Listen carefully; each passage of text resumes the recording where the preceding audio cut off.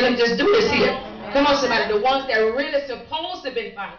Got nobody here. The ones that really that had the title and had the position, amen, to be a warrior was scared. I ain't got nobody saying nothing. Look at somebody say, this getting ready to be some shifting going on this year.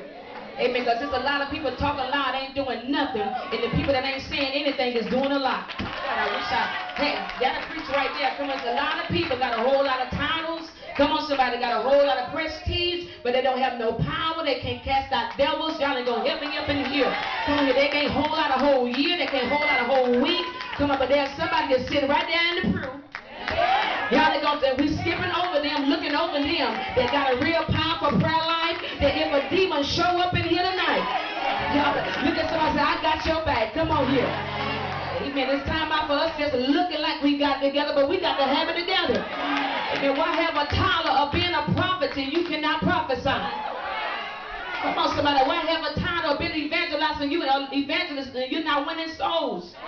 Why having a title saying that you're an intercessor and you never add prayer? Oh, ain't got nobody saying nothing. Come on here, somebody. So David said, it ain't even my title, but I ain't going to sit here and let this devil attack my God.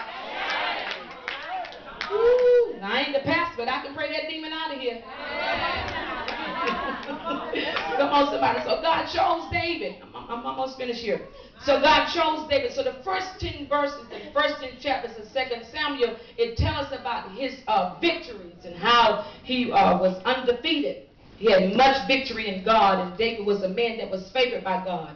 But then the second part is divided up into 3 parts. The first part, I'm making a point, the first part is talking about his victories. Right. And it's talking about his triumphs. But the second part is talking about his transgressions. Okay? All right. You got to get the picture. Yes. Okay? I want you to get this. The first part of 2 Samuel, the first 10 chapters, is only like 12 chapters in this book. Yes. It talks about, the first 10 is talking about his victories. It's talking about his accomplishments. It's talking about his success. It's talking about how God gave him victorious power. But then the second part is talking about his transgressions. How he sinned, he committed adultery and murder. And the last part concludes with his troubles. How he had trouble in his house and he had trouble in his kingdom. Come on, somebody. So I begin to look at this. I want to focus on the 7th chapter. You really don't have to go there, but the seventh chapter is what I'm going to talk about just for a little bit. We're going to bring our attention to the 7th chapter, the first 2 verses. And it says, and it came to pass when the king sat in his house, and the Lord has given him rest round about from all his enemies, that the king, this is David talking when it says the king, said unto Nathan the prophet, see now, I dwell in a house of cedar, but the ark of God dwelleth within curtains. In other words, here's David. God has set David up. David is living a wealthy life. He's in a luxurious home. He got it made. God then gave him peace with his enemies. He then gave him victory. Everybody acknowledge and respect who David is.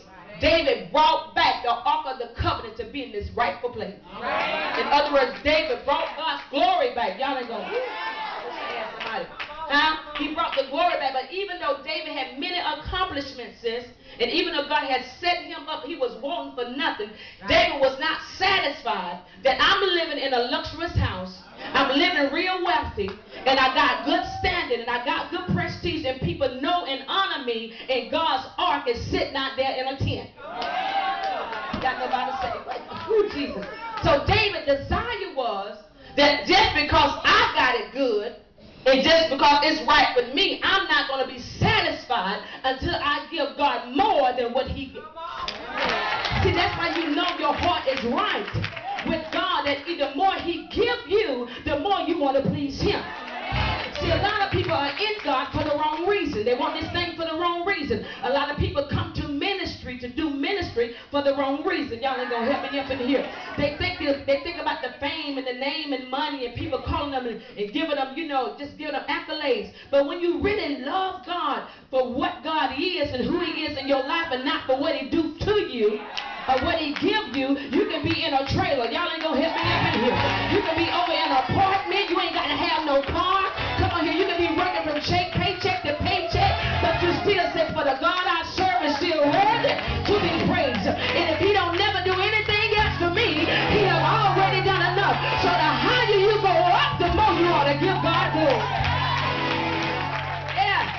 So David said, I know God has set me up, but I'm not comfortable. I'm not satisfied when I look at my personal life being in check, and God's art is in the tent or behind the curtain. He said, I want to build God a temple. Come on, I want God to outshine me. Lord ain't got nobody saying nothing here. See, you know, a lot of times people, you know, some people got a problem with preachers prospering and, you know, and driving nice cars and living in nice homes and clothes, you know. So I had one, I guess you know, people want to meet with you and stuff.